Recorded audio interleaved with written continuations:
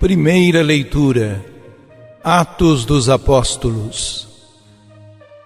Naqueles dias, o rei Herodes prendeu alguns membros da igreja para torturá-los. Mandou matar à espada Tiago, irmão de João. E, vendo que isso agradava aos judeus, mandou também prender a Pedro. Eram os dias dos pães ázimos. Depois de prender Pedro, Herodes colocou-o na prisão, guardado por 4 grupos de soldados, com 4 soldados cada um. Herodes tinha a intenção de apresentá-lo ao povo, depois da festa da Páscoa. Enquanto Pedro era mantido na prisão, a igreja rezava continuamente a Deus por ele. Herodes estava para apresentá-lo. Naquela mesma noite, Pedro dormia entre 2 soldados, preso com 2 correntes, e os guardas vigiavam a porta da prisão. Eis que apareceu o anjo do Senhor, e uma luz iluminou a cela. O anjo tocou o ombro de Pedro, acordou-o e disse: "Levanta-te depressa."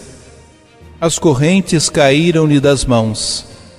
O anjo continuou: "Coloca o cinto e calça tuas sandálias."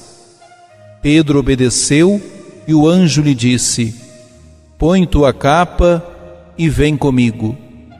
Pedro acompanhou-o e não sabia que era realidade o que estava acontecendo por meio do anjo, pois pensava que aquilo era uma visão. Depois de passarem pela primeira e segunda guarda, chegaram ao portão de ferro que dava para a cidade. O portão abriu-se sozinho. Eles saíram, caminharam por uma rua e logo depois o anjo o deixou. Então Pedro caiu em si e disse: "Agora sei, de fato, que o Senhor enviou o seu anjo para me libertar do poder de Herodes e de tudo que o povo judeu esperava." Palavra do Senhor.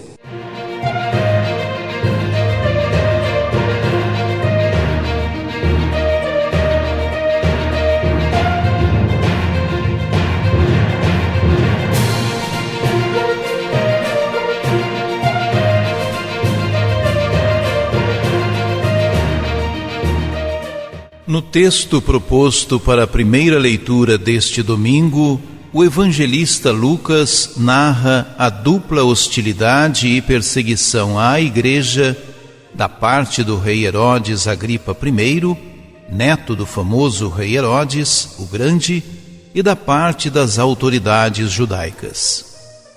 Herodes era fiel às autoridades romanas, que em reconhecimento lhe ofereceram antigos territórios confiados aos seus antecessores. A retirada ou concessão de governo sobre as regiões dependiam da fidelidade ao imperador. Como autoridade política, Herodes procura conciliar as pazes com autoridades romanas e judaicas. Por isso, diante das hostilidades dos judeus contra os cristãos, permite a perseguição a estes, considerados uma seita ilícita por parte das autoridades judaicas. O martírio de Tiago provavelmente se deu por esse motivo. A perseguição atingiu todos os membros da comunidade assistida por Pedro, incluindo Jerusalém. É nesse contexto que Pedro foi preso e, posteriormente, liberto de forma milagrosa. A comunidade permaneceu unida em oração pelos seus membros perseguidos. O livro dos Atos dos Apóstolos nos relata os caminhos da expansão da igreja em tempos difíceis, ressaltando a atuação da graça de Deus em seus membros e como perseveraram no testemunho. Deus não abandona seus escolhidos à própria sorte. No entanto, a ação evangelizadora da igreja em favor da vida gera confronto com as forças de opressão e de morte. Essa realidade não deve surpreender a comunidade de fé, pois foi a causa que levou Jesus à morte. A missão dos discípulos é a mesma do Mestre. Permanecendo unida em oração, a comunidade se faz presente na missão de Pedro.